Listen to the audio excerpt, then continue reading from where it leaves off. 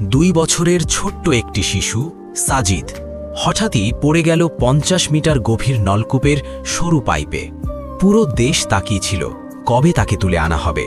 Fire service এসেছে, excavator এসেছে, চারপাশ খনন হয়েছে, কিন্তু ভুল মেশিন, ভুল পদ্ধতি আর দেরি উদ্ধারকে করে তুলেছে অসহনীয় দীর্ঘ। যেখানে প্রয়োজন ছিল বোরহোল রেস্কিউ মেশিন বা ভার্টিক্যাল ড্রিলিং রিগ, সেখানে সময় নষ্ট হয়েছে এক্সকেভেটর দিয়ে গভীর মাটি কাটতে কাটতে।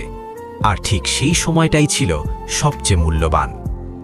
দীর্ঘ 32 ঘন্টা চেষ্টা, 32 ঘন্টা অপেক্ষা, 32 ঘন্টা আশা আর আতঙ্কের মধ্যে অবশেষে শিশুটিকে উদ্ধার করা হলো, কিন্তু মৃত নয়, মৃত অবস্থায়। এই মৃত্যু শুধু একটি পরিবারের নয়, এটা আমাদের সিস্টেমের ব্যর্থতা। এটা প্রমাণ করে প্রযুক্তি না থাকলে, পরিকল্পনা না থাকলে, সঠিক মেশিন না থাকলে উদ্ধার অভিযান যতই বড় হোক সফল হতে পারে না।